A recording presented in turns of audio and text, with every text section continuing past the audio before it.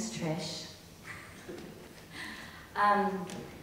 It's such a gift to get to introduce Ajay Peterson from the Trout Lake Cedar Cottage, Trout Lake Cedar Cottage Security Network, thank you, Food Security Network.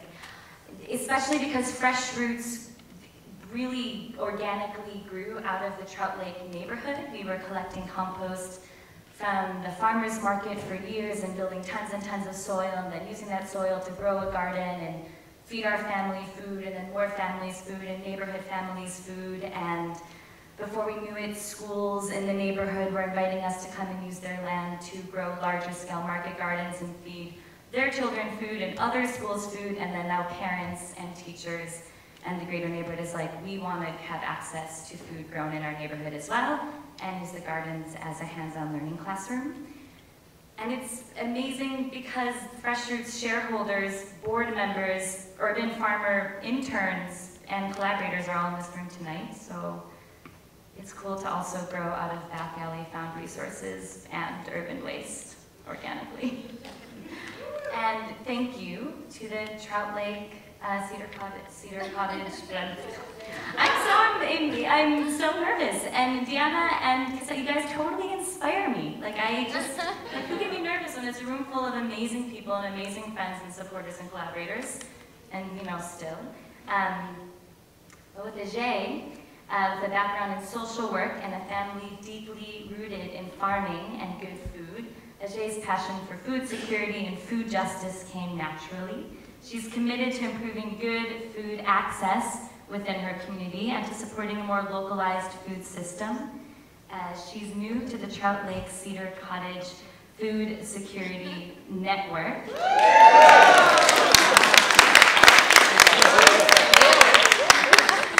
And hopes to grow and flourish with it. I have the pause. Ajay works in other places as well, and also in a smaller but profound, a smaller food bank that has a profound impact in the neighborhood as well, that I'm totally inspired by. And she's very excited to be a part of the neighborhood food networks in this capacity as well, and to foster and support the transformation of our food system. Thank you so much, Ajay.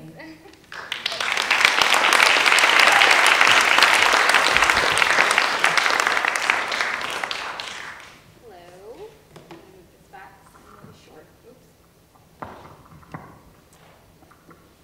Hi, everyone. So my name's actually Asia. Sorry. And I'm the new coordinator for Trout Lake Cedar Cottage Food Security Network. Kind of a mouthful.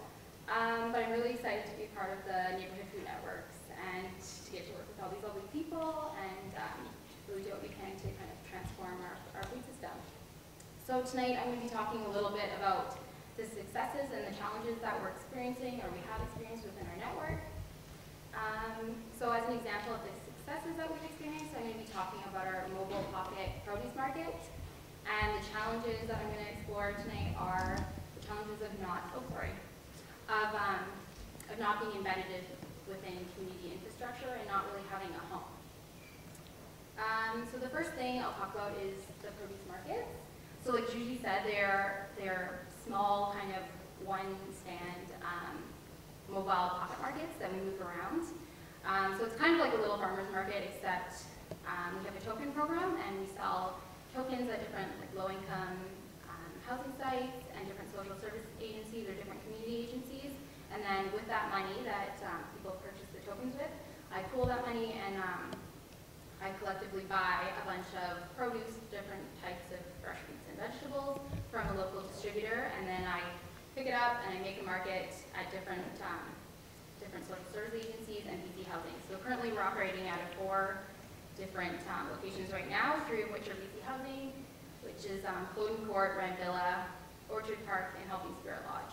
So they're all within Trout Lake Cedar Cottage neighborhood and within South Van, just because we're trying to support the creation of their network there as well. So some of the strengths and benefits that we found with this program is that 1, it really improves good food access. because a lot of the areas that we're setting up these markets, they don't really have great food choices in their area, so we're really bringing food directly to them. If they're BC residents, like if they're BC housing tenants, we're literally in their backyard, so it's a great way to have fresh fruits and vegetables right at your doorstep. Secondly, education is a huge thing for our pocket markets. It serves as a great platform for people to be able to share resource and knowledge information, and we have public health officials come out and they do free health screening for individuals and kind of partner that with selling the fruits and vegetables. A lot of our volunteers are dietitians or nutritionists. We even have social workers. So it's just a great opportunity for people buying the produce to talk about portion sizing and how to be healthy and how to integrate new foods into the diet. We also have tasting kitchens, which are really wonderful at 2 of our locations, and that's where someone will be in the kitchen and cook with the vegetables that we're selling at the market and give people an opportunity to try different recipes and teach them how to integrate different foods into their diets. And we really celebrate food and really try to discuss how important it is to take time to cook and to take time to sit down with your family and enjoy food that way. Also, the markets really foster community involvement, and it feels really great because everyone has an opportunity to meet their neighbors if they haven't already, and get to share knowledge. And whether we're talking about how each of us cooks our yams, or whether we're talking about real life problems, it's just a safe space that people can come and visit and share and talk. So it's really great in that way. So I'll move on to the challenges that we're kind of experiencing or have been experiencing with our network.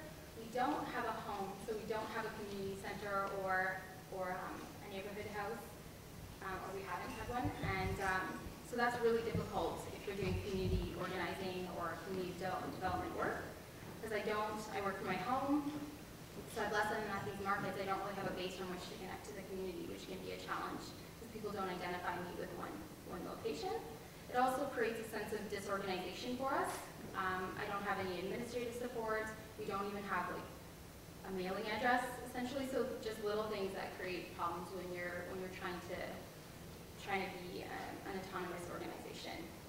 And that kind of leads me into my third point about being really dependent on other organizations. We love our partnerships, and we have a bunch of different ones within the community and within South Van.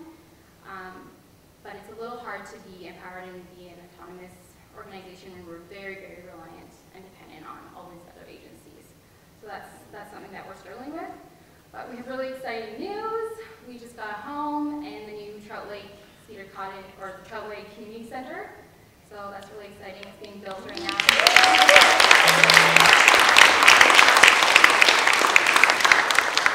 Yeah, I'm so excited to have an office and a space and a home for our network. And hopefully we can do some partnership programming together and kind of grow and be more present in the community. And I want to thank Kate Perkins. She's here tonight.